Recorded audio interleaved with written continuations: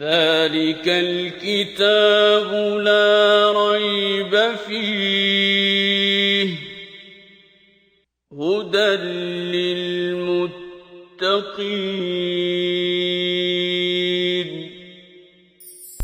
كتاب الله للأرواح روح به تحيا النفوس وتستريح كتاب الله الا الذین تابوا واصلحوا، سوائے ان لوگوں کے جو توبہ کر لیں، اپنی اصلاح کر لیں، وبینوا، یہ اصل میں یہود کی طرف اشارہ ہے۔ اللہ تبارک و تعالیٰ نے تورات میں، انجیل میں تمام نشانیاں وہ بتا دی تھیں کہ اللہ کے رسول صلی اللہ علیہ وسلم تشریف لانے والے ہیں۔ اب وہ چھپاتے تھے، لہٰذا انہیں واضح کر دیا گیا کہ جو ہم نے واضح طور پر نشانیاں تمہارے سامنے رکھ دیں، انہیں تم چھپاتے ہو، بیان نہیں کرتے ہو، تو نتیجہ کس شکل میں نکلے گا؟ اللہ اور تمام لعنت کرنے والے، یعنی فرشتے بھی، انسان بھی، جن بھی، سب کی طرف سے لعنت پڑے۔ ہاں، ایک رستہ ہے، توبہ کر لو، اصلاح کر لو، اور جو کچھ چھپا رہے تھے اسے بیان کرنا شروع کر دو۔ اگر یہ کرو گے فَأُولَٰئِكَ أَتُوبُ عَلَيْهِمْ، تو پھر معاملہ جو ہے اللہ تبارک و تعالیٰ کی طرف سے معافی کا آئے گا۔ وَأَنَا التَّوَّابُ الرَّحِيمُ، اللہ معاف کر دے گا، اس لیے کہ وہ تو ہے ہی توبہ کرنے کو قبول کرنے والا اور رحم کرنے والا۔ إِنَّ الَّذِينَ كَفَرُوا وَمَاتُوا، جن لوگوں نے ماننے سے انکار کیا، کفر کی روش اختیار کی، اور اسی حالت میں ان کو موت آ گئی، وَهُمْ كُفَّارٌ، جبکہ وہ کافر تھے، أُولَٰئِكَ عَلَيْهِمْ لَعْنَةُ اللَّهِ وَالْمَلَائِكَةِ وَالنَّاسِ أَجْمَعِينَ، تو ان لوگوں پر اللہ، اس کے فرشتوں اور تمام انسانوں کی طرف سے لعنت، خالدین فیہا، اسی لعنت زدہ حالت میں وہ ہمیشہ رہیں گے، لا یخفف عنہم العذاب، ان پر عذاب کی بھی کوئی تخفیف نہیں کی جائے گی، عذاب بھی کم نہیں کیا جائے گا، ولا ہم ینظرون، اور نہ ہی پھر لوٹ کر انہیں مہلت ملے گی۔ وَإِلَٰهُكُمْ إِلَٰهٌ وَاحِدٌ، جان لو تمہارا معبود حقیقی صرف اور صرف ایک اللہ ہے، لا الہ الا ہو، نہیں ہے اس کے سوا اور کوئی معبود، هو الرحمن الرحیم، وہی ہے کمال رحمت کرنے والا اور بہت مہربان۔ اب آئی وہ آیت جس میں آیت الآیات کہہ رہا تھا، اب اندازہ کیجئے اس ایک آیت میں اللہ تبارک و تعالیٰ نے اس فینومین آف نیچر کا جو ہے وہ کس قدر وسیع انداز میں بات سامنے رکھی۔ اسی پہ انسان غور کرے تو وہ اس مقام تک پہنچ سکتا ہے کہ اس کائنات کا مالک و خالق کون ہے؟ یقیناً اللہ ہے۔ ان فی خلق السماوات والارض، بے شک آسمانوں اور زمین کی تخلیق، واختلاف اللیل والنہار، یہ رات اور دن کے آنے جانے کا نظام، والفلک اللتی، اور یہ کشتیاں جو چل رہی ہیں، تجری فی البحر، سمندروں میں، دریاؤں میں، بما ینفع الناس، جس سے لوگ منافع کما رہے ہیں، وما انزل اللہ من السماء من ماء، اور دیکھو کہ اس نظام میں جو اللہ نے آسمان سے بارش بنانے کا، بارش برسانے کا، یہ جیسے ہم آج کل سائنس زبان میں کہتے ہیں واٹر سائیکل، یہ سارا ایک پورا سسٹم ہے، ہواؤں کا بھی ایک سسٹم ہے۔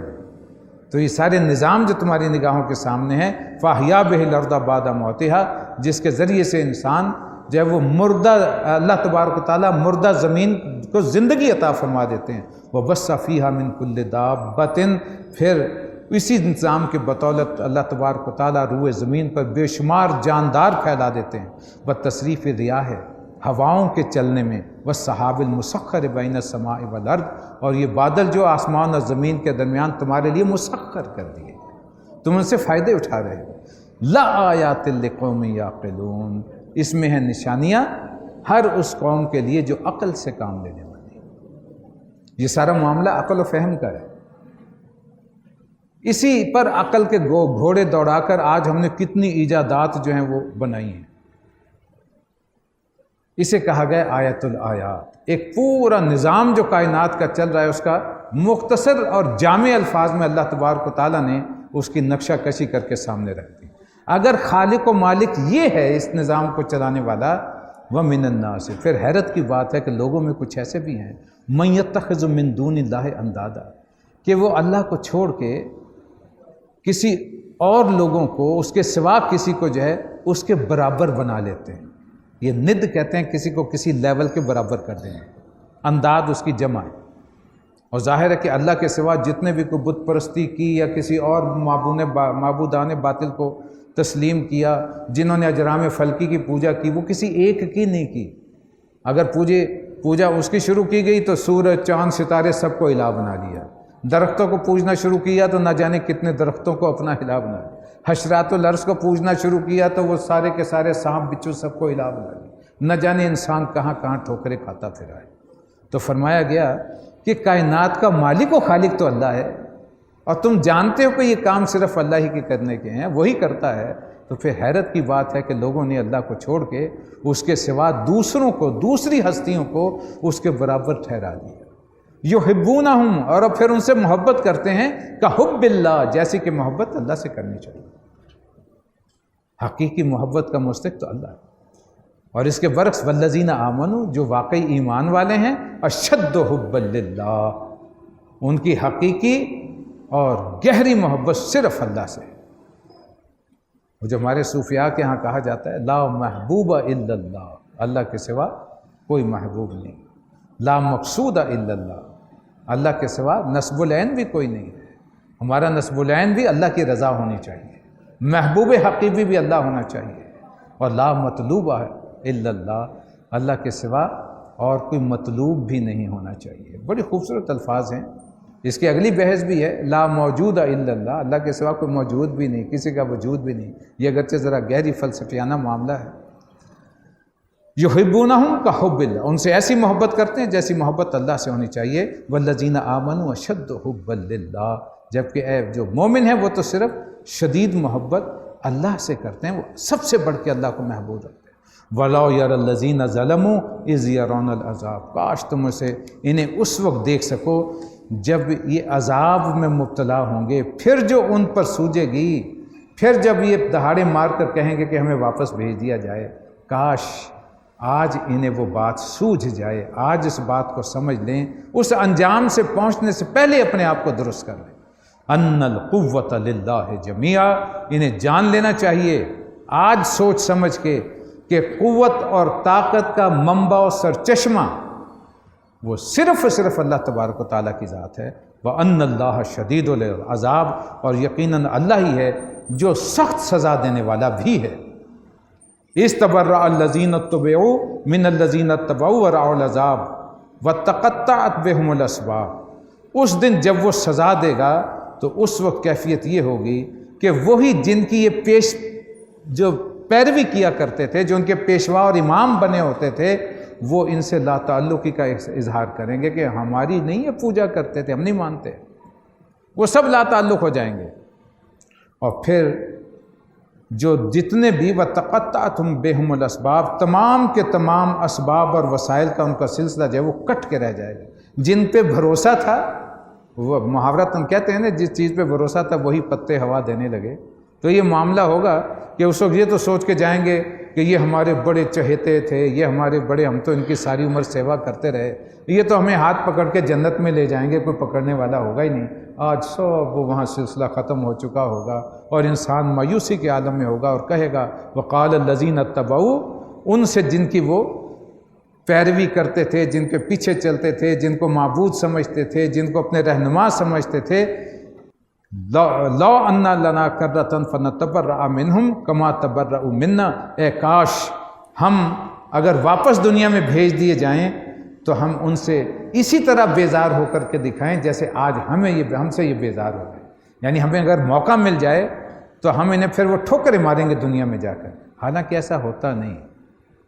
اول تو ناممکن بات ہے، آگے قرآن مجید میں جواب آئے گا، اللہ تعالیٰ فرمائیں گے کہ اگر ہم آج بفرض محال انہیں بھیج بھی دیں تو یہ وہی کچھ کریں گے جو پہلے کیا کرتے ہیں۔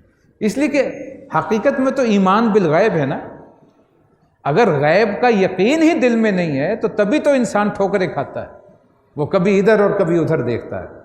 اگر اس غیب پر یقین ہو کہ ایک اللہ پر ایمان جو ہے وہ دل میں راسخ ہو، یقینی کیفیت ہو، تو یقیناً انسان پھر بھٹکے گا نہیں، پھر وہ اللہ ہی کی بندگی کرے گا، اسے دوسرے سارے ہیچ نظر آئیں گے۔ کہ استاد کی عزت کی جا سکتی ہے، پیر ہوں، مرشد ہوں، ان کی عزت کی جا سکتی ہے، وہ صحیح اگر رہنمائی کر رہے ہیں اس رہنمائی پہ چلا جا سکتا ہے، لیکن ان کو اس طرح بنا لینا کہ الوہیت میں شامل کر لینا، اللہ کے اختیارات میں شامل کر لینا، یہ ہے بہت بڑی قباحت اور بہت بڑی گمراہی، جو اس وقت بھی تھی، درمیان میں بھی رہی، آج بھی ہے۔ آج بھی وہ جاہلیت قدیمہ نے پیچھا نہیں چھوڑا، مختلف رنگوں میں وہ موجود ہے۔ یہ شرک جو ہے وہ بھیس بدل بدل کے آتا ہے، ہر زمانے میں ضرورت یہ ہے کہ اس وقت کے شرک کو پہچانا جائے۔ اللہ تبارک تعالیٰ ہمیں اس کی توفیق عطا فرمائے۔ کذالک یریہم اللہ اعمالہم حسرات علیہم، اس وقت اللہ ان کے اعمال ایسے ان کے سامنے لے کے آئے گا کہ وہ حسرت اور پشیمانی کے ساتھ ہاتھ ملتے رہ جائیں گے، اے کاش ہم نے یہ کیا ہوتا۔ مگر سوچئے کہ اس وقت اے کاش کا کوئی فائدہ ہوگا؟ اب تو رزلٹ آؤٹ ہو رہا ہے، دنیا میں ہم امتحان دے کر جاتے ہیں نا کالج اسکول میں، تو سامنے جب رزلٹ نکلتا ہے تو آدمی سوچتا ہو یہ سوال تو بڑے آسان تھے، میں پہلے ہی سمجھ کے آتا ہے، تو لیکن کیا اس وقت موقع ہوتا ہے دوبارہ امتحان دے لے؟ اس وقت تو رزلٹ آ گیا، وہ پتہ ہے بھائی 0/100 نمبر ہے، اب تو گئے، اب تو دوبارہ جو ہے وہ امتحان دینا پڑے گا۔ لیکن آخرت کا امتحان دوبارہ نہیں ہوگا، وہ ایک ایسا امتحان ہے جو ایک ہی دفعہ ہے، یہ زندگی بار بار نہیں ملتی، یہ مہلت عمر بار بار نہیں ملتی۔ وما ہم بخارجین من النار، اور جان لو کہ اب آگ سے نکلنے کے لیے ان کے پاس کوئی رستہ نہیں ہوگا۔ یا ایھا الناس کلوا مما فی الارض حلالا طیبا، اے لوگو جو کچھ بھی تمہیں اس روئے زمین پر حلال اور طیب چیز بتائی گئی ہیں انہیں کھاؤ، استعمال کرو، ولا تتبعوا خطوات الشیطان، اور شیطان کے راستے پر مت چلو، انہ لکم عدو مبین، بے شک وہ تمہارا کھلا دشمن، انما یامرکم بالسوء والفحشاء، وہ تمہیں حکم دیتا ہے برائیوں کا، بے حیائی کا، وان تقولوا علی اللہ ما لا تعلمون، اور ایسی پٹی پڑھاتا ہے اللہ کے خلاف جو حقیقت نہیں ہوتی، جو تم نہیں جانتے۔ وَإِذَا قِيلَ لَهُمُ اتَّبِعُوا مَا أَنزَلَ اللَّهُ، اور جب ان سے کہا جاتا ہے کہ اتباع کرو اس شے کی جو اللہ نے تم پر نازل کی ہے، قالوا بل نتبع ما الفینا علیہ آباءنا، تو ان کا جواب یہ ہوتا ہے ہم تو اسی کی پیروی کریں گے جو کہ ہمارے آباء و اجداد کیا کرتے، جو ہمارے جد امجد سے چلی آ رہی تھی۔ اولو کان آباؤہم لا یعقلون شیئا ولا یہتدون، چاہے ان کے والدین جو ہیں وہ عقل نہ رکھتے ہوں، وہ بے عقل تھے، بے ہدایت تھے، تو کیا انہی کی پیروی کیے چلے جائیں گے؟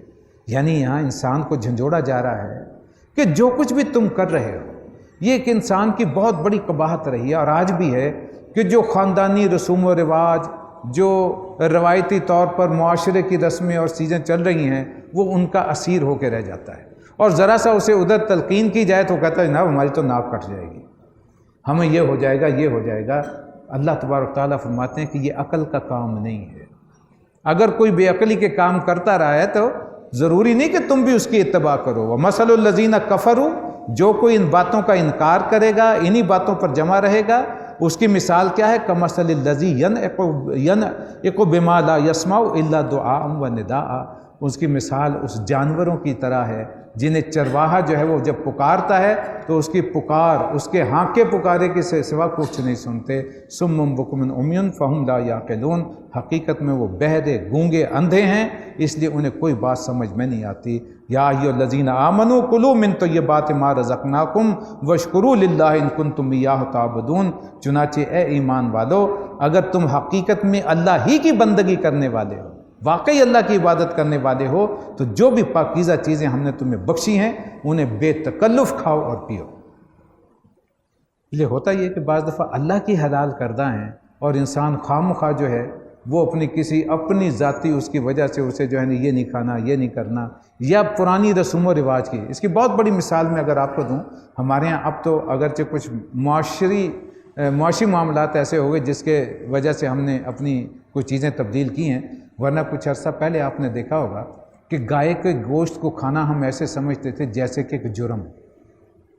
کوئی شریف آدمی اگر کھاتا بھی تھا تو وہ دوسرے کے سامنے اظہار نہیں کرتا تھا، وہ کہتے بڑا گوشت کھاتے ہیں۔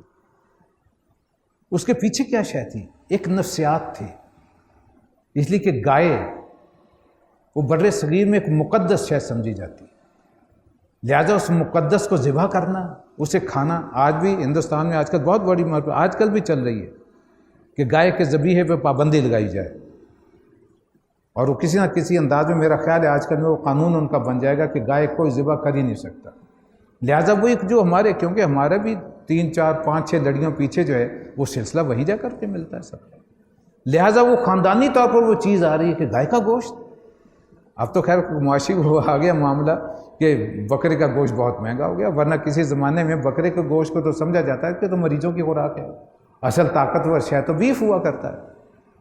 لیکن ہم نہیں کھاتے تھے، وہ نفسیاتی ایک جو درمیان میں رکاوٹ تھی وہ نکلنے کو تیار نہیں تھی. مسلمان کا کام کیا ہے؟ اللہ نے تو بنی اسرائیل کو کہا نا چھری پھیرو گائے کے گلے پہ، تاکہ وہ تقدیس کا پہلو جو ہے وہ دل سے نکل جائے. تو اس قسم کی چیزیں جو فرمایا گیا کہ جب اللہ کی بندگی کرنے والے ہو تو جو کچھ اس نے حلال کیا ہے بلا تکلف بلا حجت اسے کھاؤ اور پیو. حرام تمہارے لیے کیا کیا؟ 4 چیزوں کی یہ قرآن مجید میں بار بار تفصیل آ جائے گی. انما حرم علیکم المیتۃ والدم ولحم الخنزیر وما اہل بہ لغیر اللہ.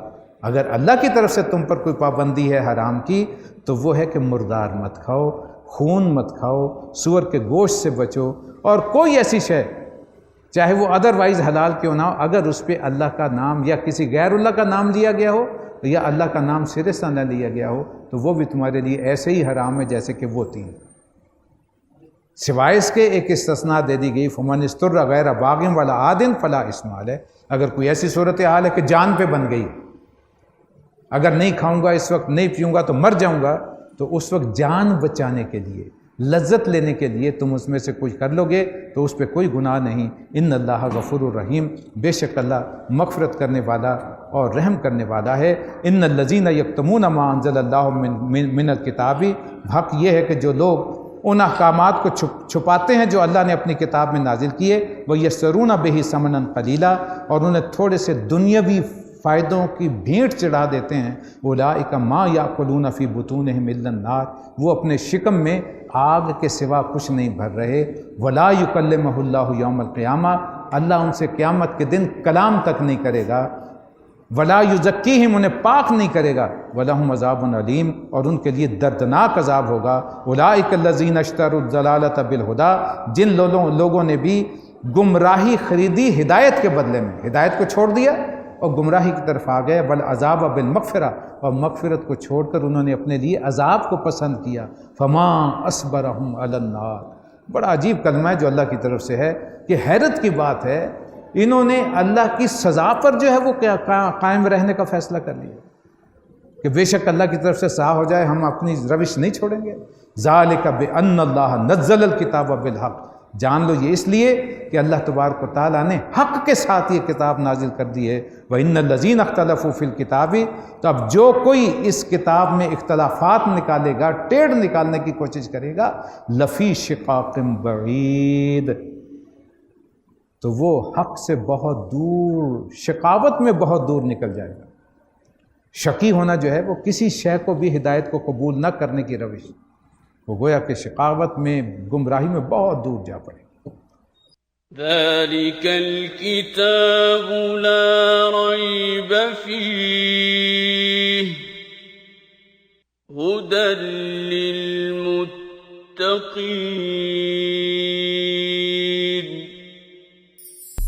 كتاب الله للأرواح روح، به تحيا النفوس وتستريح.